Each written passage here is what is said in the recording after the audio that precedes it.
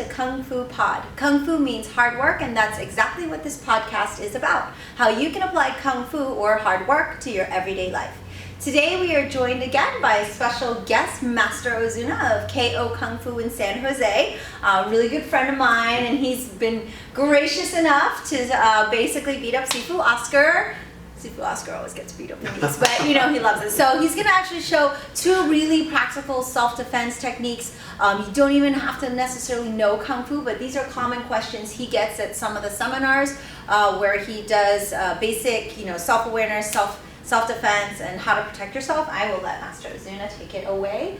So thank you again. Thank you so much, Master Mimi Chan. Really appreciate that. All right, so enjoy.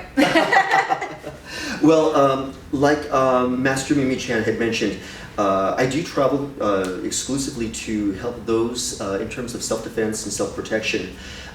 Lately, I've been asked to really protect those that are working in the technology industry, and in terms of, since I live in the Silicon Valley, that's a great portion of our population.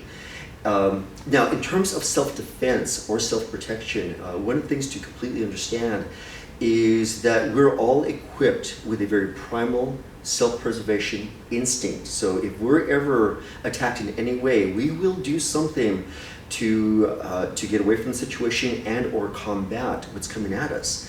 But we don't always know that what we're doing would be the right thing to do. And you don't have to be a Kung Fu master or martial arts master to protect yourself. And I want to just show some very fundamental things that one can just keep in mind to know what to do or what to target. And what would be the most sensitive areas of the body? And by far, the most sensitive area of any physical person would be the eyes. So if you look at Oscar here, the eyes obviously would create blindness. And so if you have somebody that is approaching you and leaning towards you, and if he moves towards me, I'm going to catch him right away. We'll do that one more time. There we go. So it's a very quick movement, and right away, tips of the fingers go directly into the eyes. It's not a strength movement. You always assume that your attacker is physically stronger than you, regardless of the makeup of the attacker, and Oscar is a very fit person and very strong and capable. There's certain areas of the body that are not made to withstand any level of pressure. The nose, any target to the nose at any part of the hand will cause the tear ducts to stimulate. It will cause like a temporary blindness as well as pain. Into the throat, into the throat here, striking into the throat this way with any part of your hand or your body can render somebody from the ability to breathe. Then there's secondary ones. Solar plex, you have somebody that's like Oscar that's well developed. He can probably take something really strong to the solar plex, okay, and everybody says the groin. So he's lunging towards me here. I can catch him just from the blind side and catch him there. So if you notice that each one of these targets are just falling in the center line of the body. So if you just think about the center line of the body, those are the most sensitive areas of the body. So you can, again, just quickly address here, here, here, here, over there. And I'm sure Oscar appreciates the last one. So sorry, Oscar. We're good friends. So, and I trust him, but I'm not sure he trusts me. So. Now we're going to move into a secondary. Now, one of the most common attacks that I get asked is, what would somebody do if they were approached from behind with a knife to the throat, in either a hostage type situation and or somebody just threatening to cause them bodily harm or take their life. So let's say Oscar happens to have a knife. Thank you. He's so equipped, and hopefully, Oscar, you didn't take what I did earlier offensively. So hope you can be nice to me here. But if you have a knife to the throat, now there's again certain movements that you can do that can just protect yourself against any sort of cut in the most sensitive area of your neck. So if I take my right hand and I just simply hook, okay, just above the wrist, okay, here, and take my left hand to support that, I'm not utilizing strength but leverage, and I'm going to press it against my body.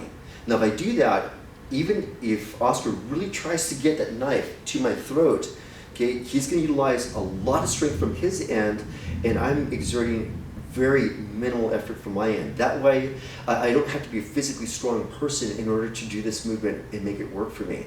So now that I have this, I have the ability to control the scenario. Now what I'm going to do is I'm going to step slightly to my right. Now I do that, I position myself so that I'm balanced and I've got a stabilizing point, while Oscar is slightly off balance and now the targets are going to be exposed. So I'm going to maintain a grip with my right, okay, which controls the weapon to my throat, and I'm going to loosen my left and just hit him, possibly with an elbow going towards his midsection, and maybe going down to the groin, and maybe elbow up to the head. Okay, so that way, again, I know that in line, those are all the sensitive areas of the body, and from here I can just simply peel and just run away and get away from that situation. Again, it seems complicated, but in reality, it's very instinctive.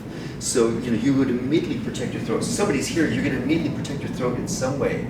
So you would do it in a way that's obviously going to most benefit you, just by pressing against your body.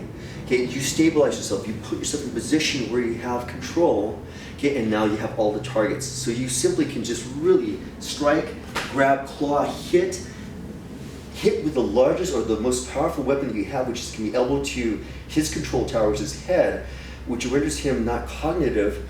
And then from there, do not continue to fight the person. Once you get away from here, you just leave, you run. And hopefully Oscar is not going to be too upset with me that he wouldn't have lunch with me later on today. And that's all I have for you. Thank you so much, and definitely we'll have lunch later. And I like the running part. That's definitely that's my favorite after the knife bit. So thank you so much. That was very informative. My pleasure. Thanks to Oscar very much. Master Ozuna, wealth of information. Hopefully you'll come back and visit us from San Jose. I would definitely love to. We love it. Yeah, we love when he's here.